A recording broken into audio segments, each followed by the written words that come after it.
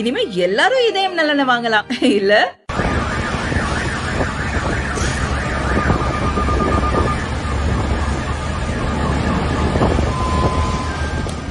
அமெரிக்காவையே அலறவிட்டு இருக்கிறது ஐம்பூதங்களில் ஒரு பூதம். காட்டு தீயாய் ஆரம்பித்து ஊர் ஊராய் புகுந்து வேட்டையாடி கொண்டிருக்கிறது. அழகும் பொலிவும் நிறைந்த வானுயர் கட்டடங்கள் கருகிய எலும்பு கூடுகளாக நிற்கின்றன. பல காலம் உழைத்து சேர்த்த உடைமைகளை உதறிவிட்டு மக்கள் உயிர் பிழைக்க ஓடுகின்றனர். பூதம் சென்ற பாதையெல்லாம் சாம்பலாகிவிட்டது. கடல், காடு, மலை என இயற்கை அரண் வேலி அமைத்த பூமி பந்தின் அழகிய நகரம் என பெயர் பெற்ற ஊர். உலகின் பிரம்மாண்டம் ஹாலிவுட் சினிமா என்பார்கள். அந்த ஹாலிவுட் சினிமாவுக்கே தலைநகரம் இதுதான். பெரிய பெரிய நடிகர்களும் கோடி கோடியாய் சம்பாதித்த தொழில் அதிபர்களும் தங்கள் சொர்க்கம் என்று கொண்டாடி வீடு கட்டி மகிழ்ந்த ஊர். சுட்டெரிக்கும் காட்டு தீயில் எல்லாம் காணல் நீராகிவிட்டது. நெருப்பில் வெந்து தன் அடையாளத்தின் பெரும் பகுதியை இழந்து நிற்கிறது லாஸ் ஏஞ்சல்ஸ் நகரம்.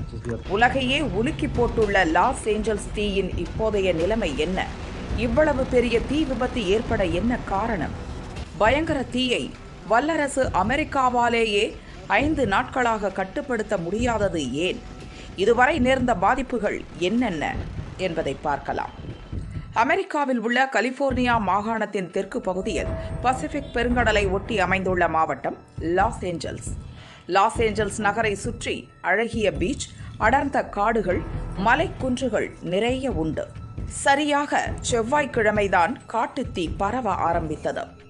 முதலில் லாஸ் ஏஞ்சல்ஸ் நகருக்கும் கடலுக்கும் நடுவே உள்ள காட்டில் தீப்பற்றியது. கடலில் இருந்து கிழக்கு நோக்கி குடியிருப்பு பகுதிகளை பார்த்து பலத்த காற்று வீசியதால் தீ வேகமாக பரவியது. ஒரு இடம் மட்டுமின்றி Archer, sunset area, Lydia, Pacific Palisades, eaten என 9 இடங்களில் அடுத்தடுத்து காட்டுத்தீ ஏற்பட்டது. ஹாலிவுட் ஹில்ஸ் உட்பட லாஸ் ஏஞ்சல்ஸ் நகரின் முக்கிய பகுதிகளும் தீப்பற்றின. ஹாலிவுட் சினிமா தொடர்பான அடையாள சின்னங்கள் பல தீயில் கருகின. வீடு, பூங்கா, கடை, ஹோட்டல், வணிக வளாகம், இதர கட்டடங்கள் என எல்லாம் தீக்கு இரையாகின. காட்டில் கொத்து கொத்தாக விலங்குகள் செத்து மடிந்தன. தப்பி பிழைத்த விலங்குகள் தன் கூட்டத்தை விட்டு சிதறி தீயில் மிரண்டு ஊர் பகுதியில் சுற்றித் திரியும் காட்சி தவிக்க வைக்கிறது. லாஸ் ஏஞ்சல்ஸ் நகர் மற்றும் அதை சுற்றி தீ பாதித்த பகுதிகளில் இருந்து மக்களை அவசரமாக வெளியேற்ற ஆரம்பித்தது அமெரிக்க அரசாங்கம்.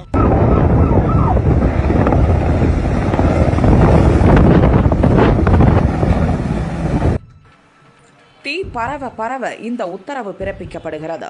இதுவரை 166 உத்தரவுகள் வந்துள்ளன. அதன்படி 1,45,000 பேரை உடனடியாக வெளியேறுமாறு அரசு அறிவுறுத்தியுள்ளது.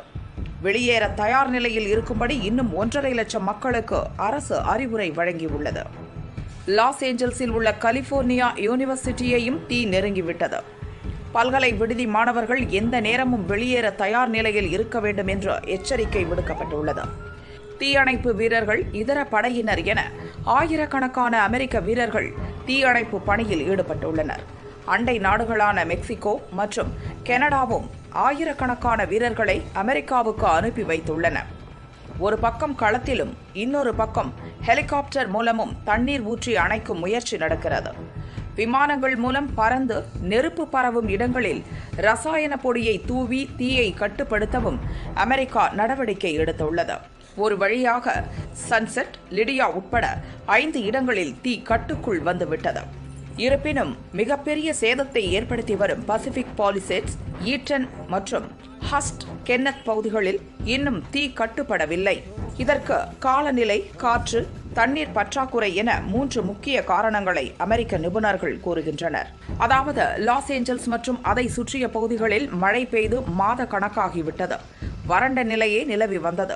இப்படியொரு நேரத்தில் தான் காற்றும் சேர்ந்து கொண்டது.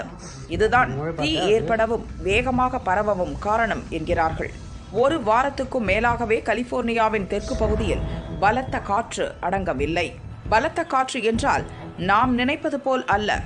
மணிக்கு 100 முதல் 120 கிலோமீட்டர் வேகம் வரை அவ்வப்போது வீசுகிறது.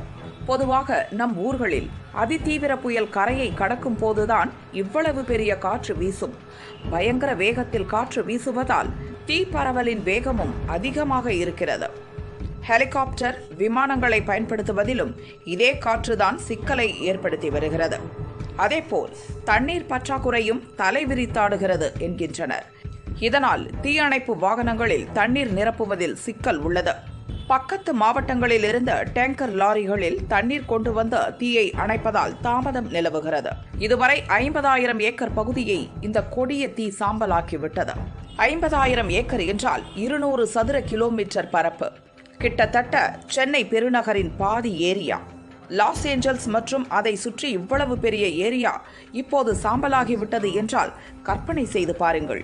அதிகபட்சமாக பசிபிக் பாலிசெட்ஸ் பகுதியில் 24,000 ஏக்கரையும், ஈட்டன் பகுதியில் 14,000 ஏக்கரையும் தீ கபளீகரம் செய்துவிட்டது. இந்த 2 இடங்களிலும் இதுவரை தீ கட்டுப்படவில்லை என்பது பெரிய கொடுமை. இது தவிர ஹஸ்ட், கென்னத், சன்செட், லிடியா உள்ளிட்ட இடங்களிலும் பல 100 ஏக்கர் சாம்பலாகிவிட்டது. இந்த பயங்கர தீயால் பல 1000 கோடியை அமெரிக்கா இழந்துவிட்டது. கொஞ்ச நஞ்சம் அல்ல, இதுவரை 12.5 லட்சம் கோடி ரூபாய் இழப்பு ஏற்பட்டிருக்கிறதாம்.